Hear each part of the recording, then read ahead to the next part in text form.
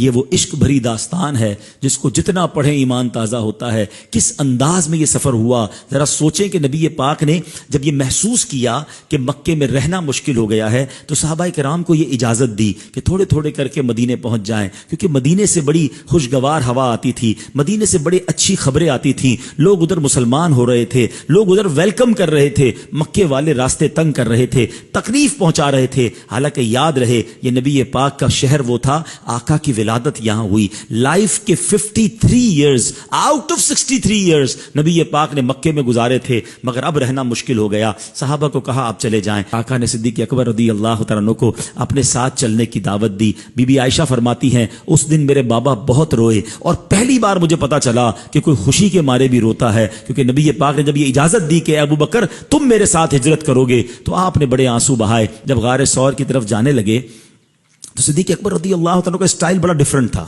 کبھی آگے چلتے, کبھی رائٹ چلتے, کبھی لیفٹ پہ آ جاتے, کبھی پیچھے چلنے لگ جاتے. اب دو ہی بندے ہوں اور ایک بندہ رائٹ لیفٹ ہو رہا ہو تو نبی پاک نے کہا ابو بکر یہ کیا کر رہے ہو, کبھی تم دائیں چلتے ہو, کبھی بائیں چلتے ہو, کبھی آگے. کہتے حضور جب میں خیال آتا ہے نا کہ آپ پر دشمن دائیں طرف سے حملہ کرے گا تو میں رائٹ آ جاتا ہوں, جب یہ خیال آتا ہے لیفٹ سے حملہ ہوگا میں لیفٹ ہو جاتا ہوں. حضور جب لگتا ہے سامنے فرنٹ سے اٹیک ہوگا میں آگے ہو جاتا ہوں. حضور جب خیال آتا ہے پیچھے سے میں پیچھے ہو جاتا ہوں. اللہ اکبر. نبی پاک نے کہا ابو بکر تم اس لیے کر رہے ہو کہ حملہ ہو تو مجھے نقصان نہ ہو. کہتے ہیں واللہ حضور میری یہی تمنا ہے کہ اگر کوئی اٹیک کرے آپ پر آنچ نہ آئے, ابو بکر اس کے سامنے آ جائے. غار ثور کے نیچے پہنچے. صدیق اکبر رضی اللہ تعالیٰ نبی پاک سے عرض کی حضور آپ میرے کاندھوں پر آ جائیں, کہیں آپ کے مبارک قدموں پر کوئی کانٹا نہ لگ جائے. لک ایٹ دا وے نبی پاک ان کے کاندھے پر سوار ہوتے ہیں. اور صدیق اکبر نے وہ پورا ٹریول جنہوں نے کیا ہے وہ جانتے ہیں, آلموسٹ 5000 فٹ ہائٹ ہے. صدیق اکبر وہ کیسے لے کر چلے ہوں گے, کیا وہ منظر ہوگا. اور جب نبی پاک علیہ الصلوۃ والسلام کو غار کے کنارے پر پہنچا دیا, نبی پاک سے عرض کرتے ہیں حضور آپ ذرا باہر رہیے, پہلے میں اندر جاؤں گا. اندر جاتے ہیں, غار کو صاف کرتے ہیں, دیکھا بہت سارے سوراخ ہیں, کہیں کوئی جانور نہ نکل آئے, کوئی سانپ وغیرہ نہ نکلے. ایک ہی چادر تھی, اس کے ٹکڑے کیے, سوراخوں میں ڈال دیا. اب ذرا سنیے گا, یہ بات کم لوگوں نے سنی ہے. جب باہر آئے تو نبی پاک نے کہا ابو بکر تمہاری چادر کہاں گئی.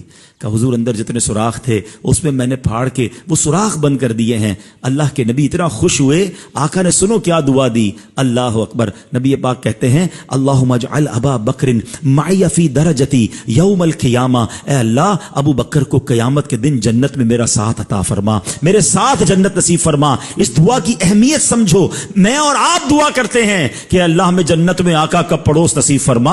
اللہ کے حبیب اللہ کی بارگاہ میں دعا کر رہے ہیں کہ اللہ ابو بکر کو جنت میں میرا ساتھ عطا فرما. اور سنو صرف دعا نہیں ہوئی, تھوڑی دیر میں وحی نازل ہوتی ہے کہ یا رسول اللہ, اللہ کریم نے آپ کی دعا قبول فرما لی ہے. اللہ اکبر.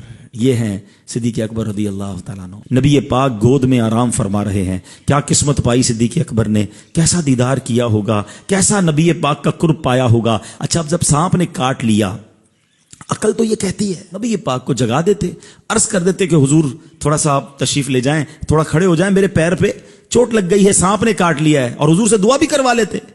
مگر کہتے میرے عشق نے گوارا نہ کیا کہ محبوب کے آرام میں خلل ہو. شریعت کہتی ہے جان بچانا فرض ہے. یا بہت باریک ایک مسئلہ آج سمجھ لیجئے, ٹھیک ہے. فرض پر عمل کرنا یہ سب سے اول ہوتا ہے. فرض کے لیے بہت ساری چیزیں چھوڑنے کی اجازت ہے.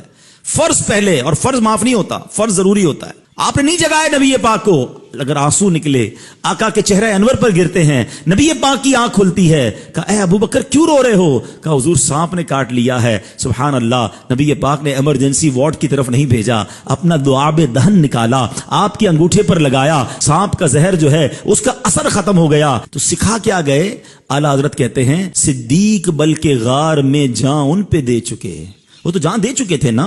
اور حفظ جان فروز غرر کی ہے, اور جان بچانا تو سب سے اہم فرض ہے. اعلیٰ حضرت کہتے ہیں ثابت ہوا کہ جملہ فرائض فرو ہیں. پتہ یہ چلا کہ سارے فرض جو ہیں وہ فرو ہیں, وہ شاخیں ہیں. اصل الاصول بندگی استاج ور کی ہے. ارے اصل یہ ہے کہ اگر رب راضی جب ہوگا, جب حبیب پاک راضی ہو جائیں گے.